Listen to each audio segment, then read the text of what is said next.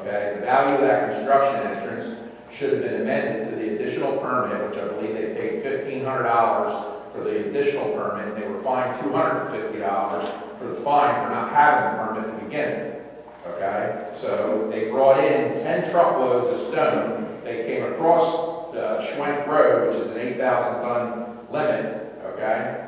They got away with that. They got away with putting all this stuff in. Ironically, at the one meeting that I brought up, when her lawyer was here, they were texting the next day, they were out there mulching the pile so that the conservation district didn't come out and catch them that they didn't do it. So, you know, want to call them shady characters or whatever, let's try to stop it. Let's do it right. That's all I want to done right. All right. My question is for Ron. So they can do anything up to the point of building houses without any more escrow money, only the escrow money of $20,000 to cover your Carol's fees. Our recourse, if we're vigilant and keep our eyes on them when something goes wrong, the conservation district can shut them down. We can shut them down. That's our recourse. Our only recourse is to shut them down. They don't have to be responsible for having money withheld, that they would pay any fines or fix anything that was done wrong. There's no recourse other than just shutting them down. Because there's no escrow money. Right now, we haven't given them anything yet. So I'm saying if you do, if we give them something to establish, we will have that letter of credit. They can dig and they can do their soil disturbances with no escrow money at all. Yes, we haven't given them anything. They have no right to. They have no right to multiple lots. They have no right to a development yet. It has not been provided for them. It's conditional. The approval is conditional, and they have to meet a number of conditions. And they have to comply if they want to get those plans signed and recorded. But we won't be taking any escrow money until they're actually ready to build houses. And after the roads are already built. Well, they may proceed that way with public improvements. We only take the escrow money for the public improvements that are not completed. So do you think there's any risk to us that anything could go wrong up to the point where the house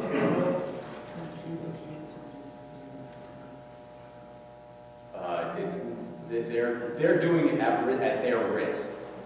It's more at their risk if they're putting out money for something that might never get done. They lose. They put all that infrastructure in, and they can't build a house. They lose. If they did it wrong, I've had builders. This is just a side. I've had builders have to tear out an entire sewer system and put it back in the way somebody else told them because they didn't do it to the spec that was required. So I just had that happen 2 months ago. But you don't see anything that could end up costing us money? No. Only them? Right. No risk. They're moving. Anytime they move forward, it's their risk. I'm not saying it's a huge risk, but there is risk on them for doing that, for doing something. Again, because it's not necessarily hand in hand with the township or with other people, other interested entities. And again, utilities are interested. There can be other PennDOT might be interested in how they join in with the highway occupancy there. So if they move forward too much, things are not installed correctly, and they're at risk. But we have the same amount of guarantees against these people that we do with every single development, and they don't have anything from us yet. They don't have our approvals to sell lots. They can't make their money at all unless they comply with every requirement that we have, including the homeowners association.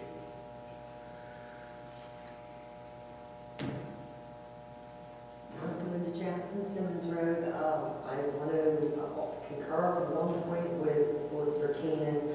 He is correct that under Act 247,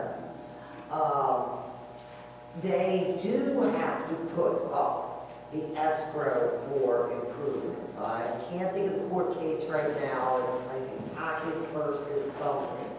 You are correct. Until they meet the conditional approvals, they can't build a house, they can't subdivide lots, they can't sell anything.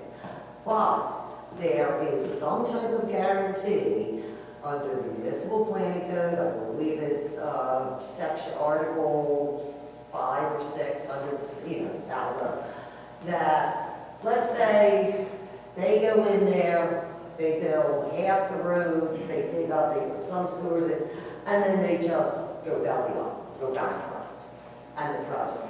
They need to put up the balance of whatever the escrow would be for the township to complete those roads. So say to install the sewers and all the site amenities prior to the subdivision and recording the plans, let's say it would cost them $1.5 million to put that infrastructure in. They need to put up escrow for $1.5 million. So in case they aren't able to finish that, then there's money for the township to either complete the roads or whatever. They have to put up some type of security. If they want to go in there and start digging trenches for sewers, and digging roads. Now that's if they want the plans recorded. Again, the law's written a little differently. They can do it, but again, there's risk. They don't get the plans. Right now, they don't have the plans. They don't have them signed, they don't have them I recorded. understand this, right? They can only clear right now. They're only gonna clean up and put the silt sock around. That's what they're talking about doing right now. That's what the state is allowing them to do, I agree. That's correct. But Mr. Keenan is correct in what I understand to be the municipality's planning code.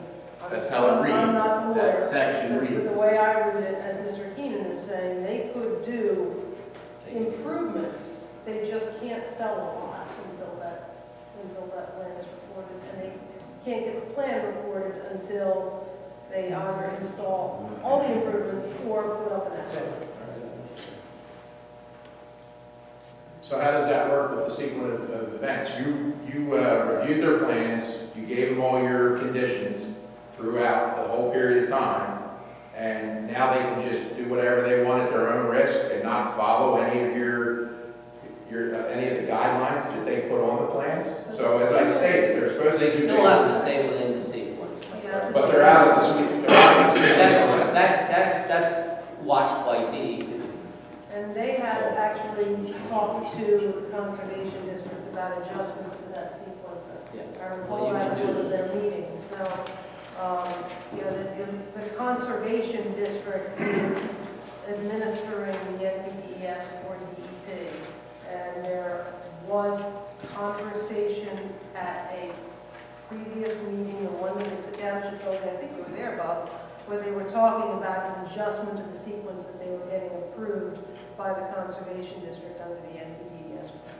When Eric Oswald asked them if they wanted to make any changes, nothing was said. They didn't say anything. And then, I don't remember what date it was, but Mr. Kerwood met me with the lowboy out there on Zieglerville Road when they came back the second time.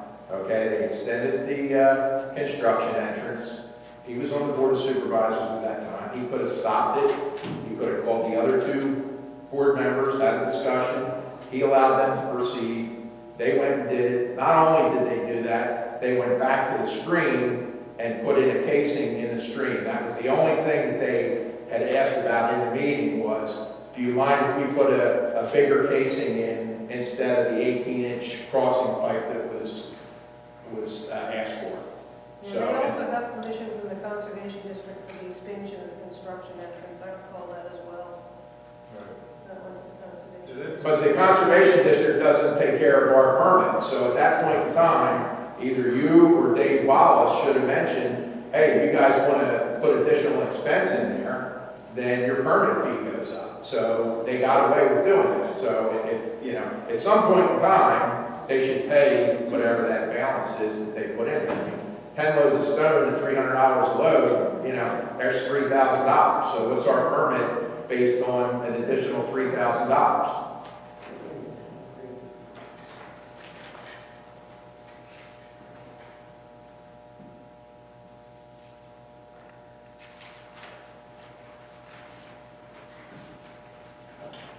Well, I sure don't know the answer to that. So, is there anything else? Phil Just Smith, back there? oh, I'm sorry. Oh, yeah, Terry Bird, Little Road, right there. I guess just to finalize the Melbourne Hills, a couple of quick questions from the meeting. Was it particular just to that 42-acre Melbourne Hills? Did it expand to the overlay conversation, other properties in the township? It was just discussed with Melbourne Hill. Okay. And no correspondence after that, nothing, No. no emails, nothing? Whatever they go to do now, we don't know, you know. They're looking at angles, we don't know. Okay, so you weren't representing any other No. properties? And is any other property representatives contacting the township? On that side of the township, Rose, Santos, Sahaki? Not that I know. Didn't contact. Ask Kevin. Is there any other contact with developers? No. Okay, thank you. Go ahead. Phil Smith, Girl Operator. This is in reference to Melbourne Hill indirectly in the meeting that took place.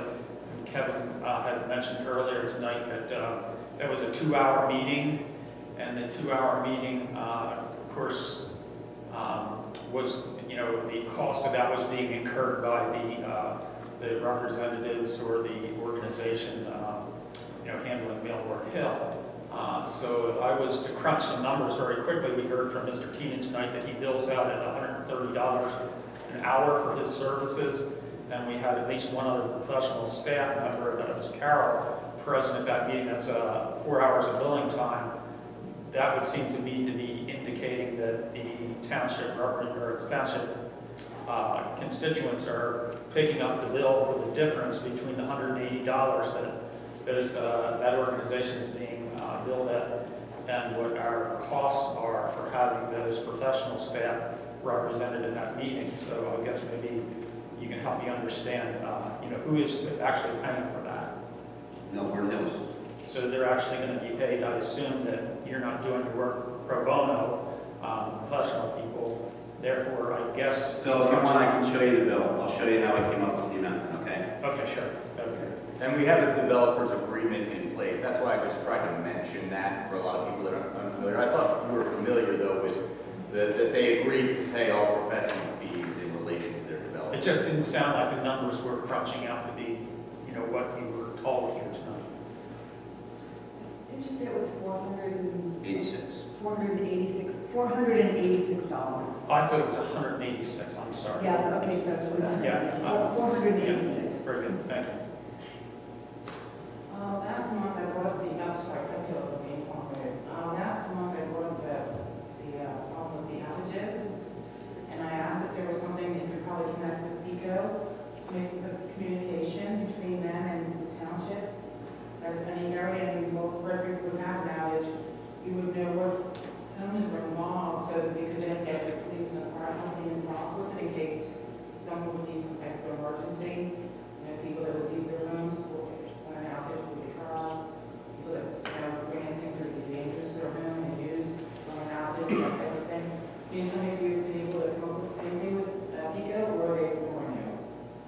It's not that they're ignoring us. They have alerts that they provide during outages, during snowstorms, during whatever event takes place. Right. And at that time, notified who the customers are, what areas. They do it by county, they don't do it by township. So in other words, they would just say in the county of Montgomery with. We have 10,000 outages. But they don't tell you what specific areas in our township. No. Is there something that they might be open to make that communication to our township? I Maybe can easier certainly for ask, our but fire or our police and just for safety and. I mean, I guess you gotta understand they're dealing with, millions of customers, so. I get it. I get it. Have you been in communication with them since I spoke last month or asked that question last No. month? No. Would it take something to be an independent point, for me to do it myself? I can contact our representative. And then get to you as you will. I can contact our representative and see if they can provide that type of information. Because when I know when we had the outage, it just said there were 75 people in such an area, it didn't say specifically. And I wanted to know if